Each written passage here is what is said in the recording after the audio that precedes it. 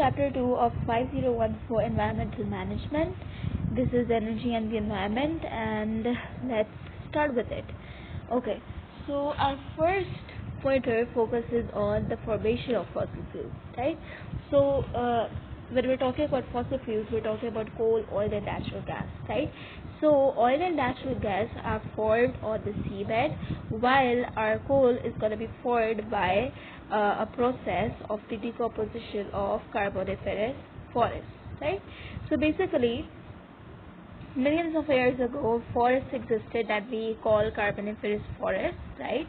And what happened was that they covered most of the earth, and eventually the vegetation died and it formed a layer of peat, right? So it decomposed to form peat, right? Then what happened was that the rivers, they deposited sediments on that layer of peat, right? So over millions of years, that peat got compressed to form lignite, which is low quality coal, and further compression gave us good qualities of coal like anthracite, right? So what you need to remember in this case is that first of all, fossil fuels are carbon-based fuels which will be formed over many billions of years from the decay of living matter. Secondly, when you're talking about the formation of coal, first of all, you need to remember the particular name of the forest, that carboniferous, over billions of years ago, carboniferous forests decomposed to form a layer of peat, first pointer. Second point, eventually rivers deposited layers of sediments on the layer of peat, compressing it. Over billions of years, that layer of peat was compressed into coal, okay? And further compression gives you good quality coal that you can write also, right? Now when we're talking about formation of oil and natural gas, we have the same process of decomposition, but this process will be taking place on the seabed, right? So you have decomposition of plants and dead creatures which will be collected in layers on the seabed, and eventually they will also be covered by deposits of mud and sand, and over millions of years these decomposed plants and dead creatures, they're gonna form oil and gas. And because our gas is less dense, it's gonna rise through the porous rock, right? So that's what's happening here, right? So what you can see here is that when we're gonna drill, drilling is the only method to find whether there is a deposit of oil or not, right? So here you can see a drilling rig. So because our gas is lighter, it's gonna rise through what we call porous rock, what has pores, right? Like sandstone. And shale rock here is an impermeable rock, meaning that it's gonna trap the gas and oil in a layer. It's not gonna allow it to flow through it. It does not have pores, right? So this is what's happening here, right? Now moving on to our resources, there are two types of resources if we have to classify them. We have non-renewable energy resources and we have renewable energy sources, right? So our fossil fuels, coal, coal, natural gas, these three, and nuclear power are non-renewable energy sources, and geothermal power, hydroelectric power, tidal power, wave power, wind power, solar power, biofuels, which we will be studying, are renewable energy sources. Now to define them. First of all, non-renewable will be the ones which cannot be replaced naturally, while renewable resources will be the ones which can be replaced naturally. Now some facts. We know that world energy demand will continue to rise because our population is continuously increasing, and so is the personal wealth, right? The world still relies greatly on energy from fossil fuels because they're more readily available, they generate larger amounts of energy, they're not weather dependent. That we will be doing in detail why is the world dependent on fossil fuels. Then nuclear energy and hydroelectricity are the only non-fossil fuels in widespread use. Hydroelectricity is the only renewable resource with large enough use to be named and separated out. Renewables other than HEP only make a small contribution, but it can be seen to be increasing. So the world is definitely taking interest in renewables, but the point to note is that it's not up to that extent which is required considering the recent climate changes, right? So when we're talking about solar power, we're definitely harnessing using energy from sunlight. When we're talking about tidal power, we're using energy from tides to generate electricity, right? And tidal barrage will be a small dam to hold back a tide, and wave power will be using the changes in height of water to generate electricity. Okay, so this diagram here is really important because it comes in exam a lot of times, and you need to describe the process of how we can generate electricity using fossil fuels, right? So basically, whatever fossil fuel you're using, coal, oil, or natural gas, you're gonna burn it first of all, right? So combustion, right? So when combustion is gonna take place, it's gonna produce heat, right? You're gonna use that heat to boil the water. Here you can see the boiler, right? So when we're gonna boil the water, it's gonna produce steam. Now that steam is gonna turn the turbine, right? Turbine shafts are gonna turn the generator, and the generator is gonna convert the mechanical energy of the turbine into electrical energy, right? And then that electrical energy can be transferred to our homes and our industries using transmission lines and balance, right?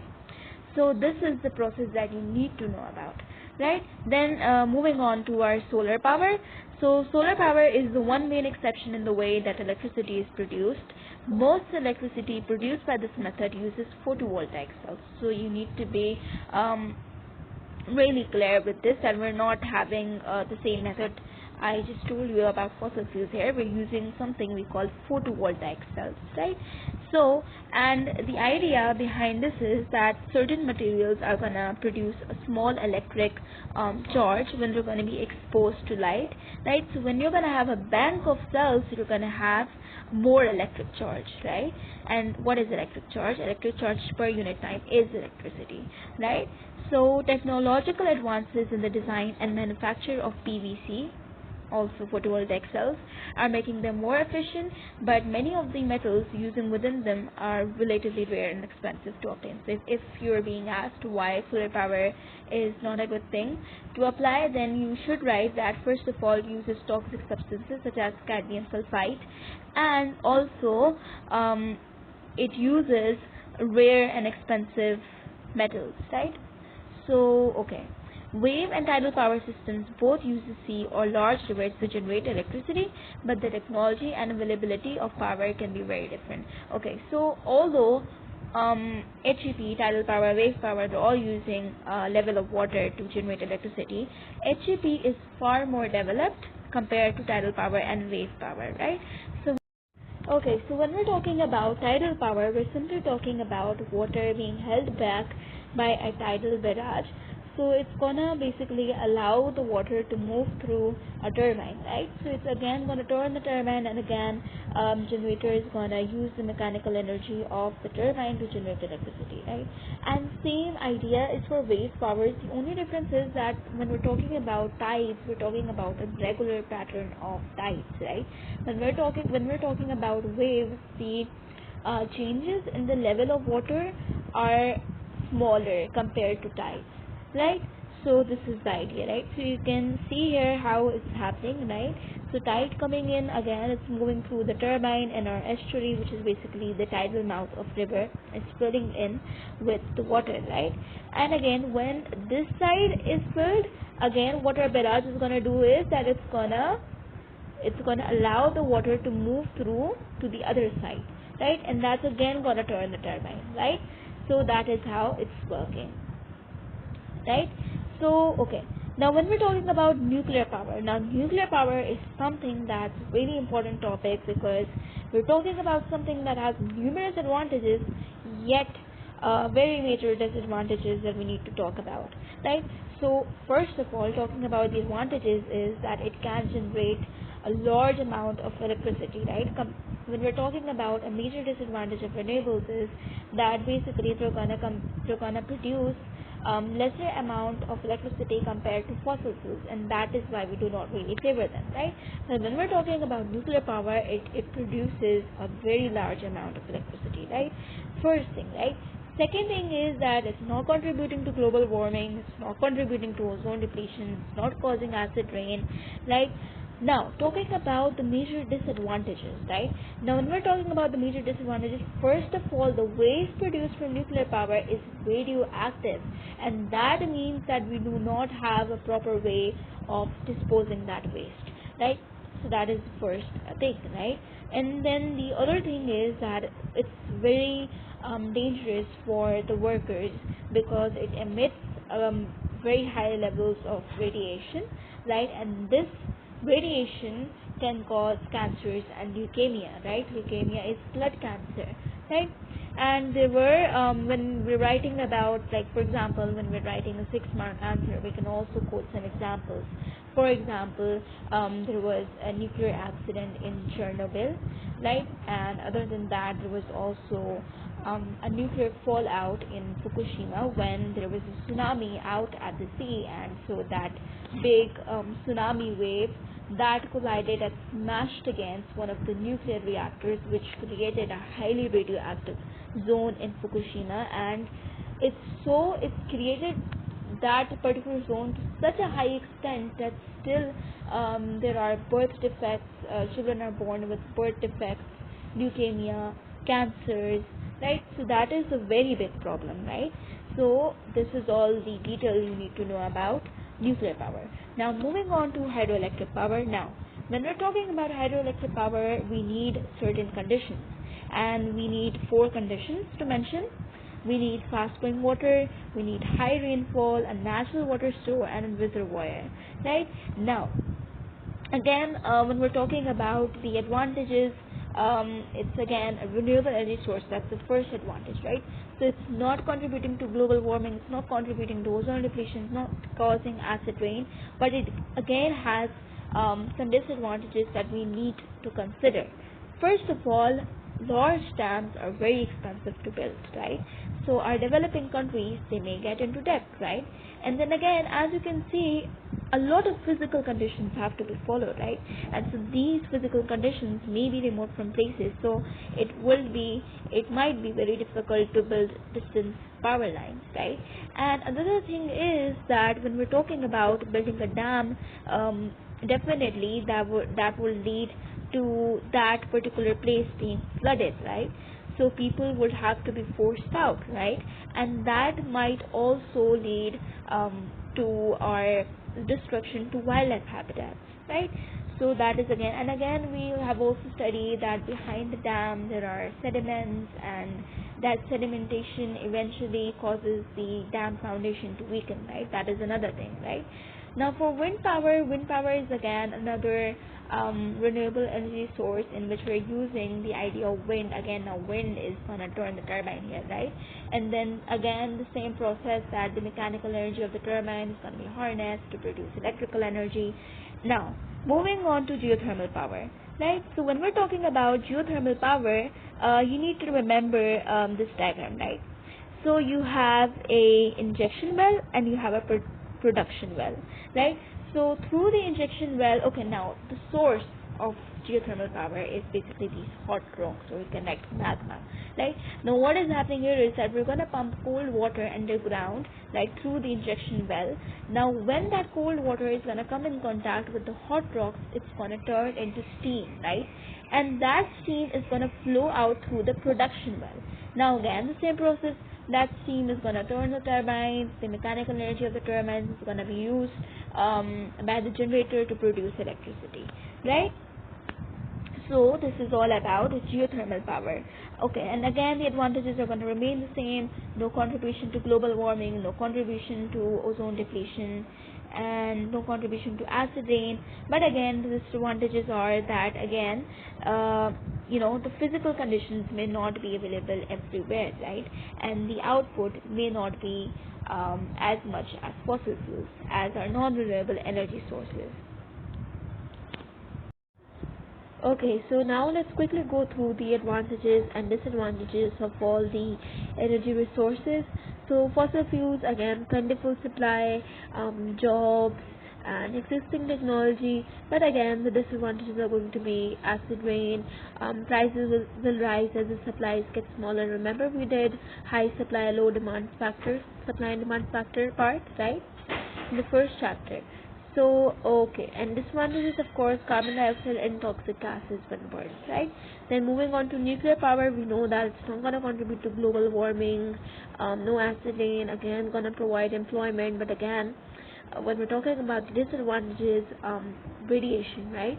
And limited supply because uranium is a rare metal, right? We're using uranium in nuclear power. We have the same whole process of producing electricity.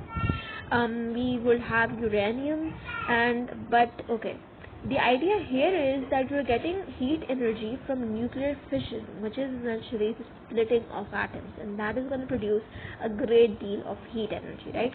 And that heat energy is going to be used to boil the water, convert it into steam, and then again the same process, right? So that uranium is a rare metal. Then biofuels, okay, biofuels I'll cover in this. So when I'm talking about biofuels, fuel is something that you can burn to give energy, right? And bio is living matter, right? So biofuels are fuels that you can obtain from living matter, right? So the advantages are that we'll definitely be using plants to produce our electricity. We basically have the same process of burning them and then using the heat energy, but here we're burning what? We're burning plants and organic matter mainly, right? Compost, things like that, right? So a renewable source again, bioethanol and water both obtained from growing plants, biogas from the recycling of waste products, and growing more plants again is going to use up carbon dioxide. Remember we learned about mature trees are carbon stores and immature trees are carbon sinks, right? So again, and it's also a potentially a plentiful supply, right? And then talking about the disadvantages, carbon dioxide and other toxic gases are produced because again we're talking about burning here, right? And then a lot of land will be used in growing those crops that we want to burn in order to release that heat energy, right? So that can lead to a potential removal of natural ecosystems, right? And then geothermal power again, it's not going to produce carbon dioxide, but again physical conditions not available everywhere, like unlimited supply as uses the heat from the earth as the power source. And then the disadvantages are can be expensive to install, right? Only certain areas have suitable conditions, right? So volcanic areas mainly are the suitable conditions that we require, right? And then again the same thing is for hydroelectric power, certain physical conditions are important, right? But again, no contribution to global warming, acid rain, or ozone depletion, right? Tidal power again does not produce carbon dioxide and it's not dependent on weather conditions, right? But again, the problem is that it's limited to coastal areas and can have impacts on the tourist industry, right? And wave power, again, no carbon dioxide, renewable energy source, but again, the problem is limited to specific areas, right? Solar power again does not produce carbon dioxide. Sunlight is not a limited resource, right? And then the disadvantages of solar power again, it's only efficient under certain weather conditions, right? And it can only occur, we can only generate it using daylight hours, right? And it can have a visual impact and potential damage to local ecosystems, right? Now for wind power, right, we again have the same idea that physical conditions are not available everywhere, right? And the advantages again are the same, that does not produce carbon dioxide. That's all, right? So again you can see it's very nicely written here. Renewable, for renewable energy resources, clean, locally available, do not contribute to global warming, and widely available, one or more likely to be available in most countries. For example, in Pakistan, we have solar power, HEP, readily available, right?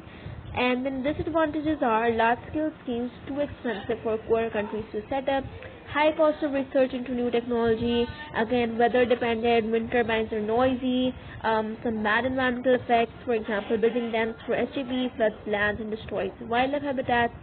And then again, PVs are going to turn sunlight into energy using toxic substances such as cadmium sulfide, right? So this is all for this lecture. I'll be covering oil pollution in the next one.